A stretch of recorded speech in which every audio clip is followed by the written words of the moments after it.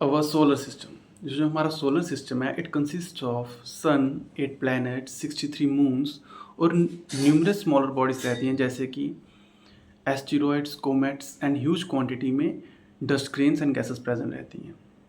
उन सभी की बात करें तो फर्स्ट सन जो है वो क्या है, एक स्टार है जिसके अराउंड हमें सभी फिनोमेना देखने को मिलते हैं।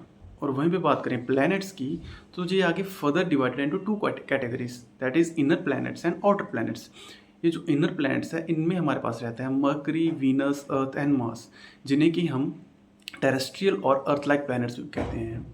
ये जो इनर प्लैनेट्स होते हैं ये बने हुए होते हैं रॉक्स और मेटल से, जिनकी वजह से इनकी डेंसिटी ज़्यादा होती है as compare to the outer planets जो कि बने हुए होते हैं गैस से।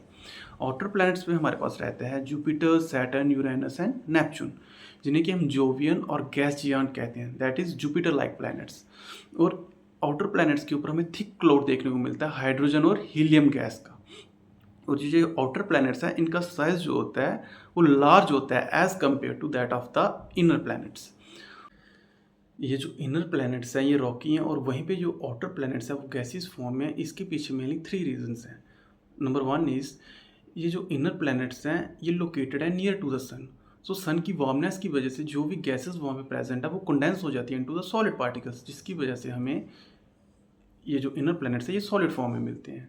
एंड द नंबर 2 इज़, जैसे कि ये इनर प्लैनेट्स सन के पास लोकेटेड हैं तो जो इंटेंसिटी होती है सोलर विंड्स की वहाँ पे ज़्यादा होती है, तो जिसकी वजह से जो भी बहुत सारी डस्ट और गैसेस जो होती हैं वो ब्लो अवे हो जाती हैं due to the solar winds.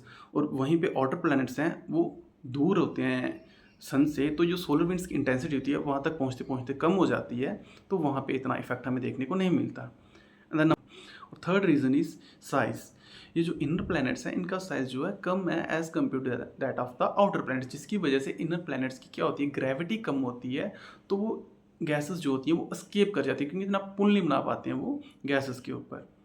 और वहीं पे हम बात करें मून की, तो कोई भी नेचुरल बॉडी जो कि नेचुरली फॉर्म्ड बॉडी जो कि रिवॉल्व ऑर्बिट करती है प्लैनेट्स को, से हम कहते हैं मून, और मून को ही हम प्लैनेटरी सैटेलाइट भी कहते हैं।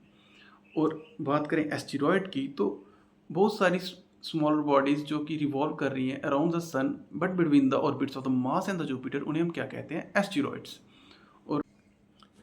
और वहीं पे हम बात करें कोमेट्स की, तो ये क्या होती हैं, कॉस्मिक स्नोबॉल्स होती हैं जो कि बनी हुई होती हैं frozen gases, dust and rock से, जो कि ऑर्बिट करती हैं अराउंड द सन।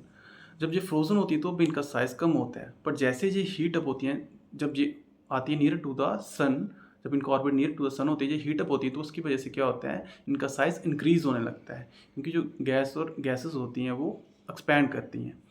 और कॉस्मिक से हमारा मतलब है कोई भी ऐसा फिनोमिना जो अकर हो रहा है स्पेस में but outside the earth and it's atmosphere.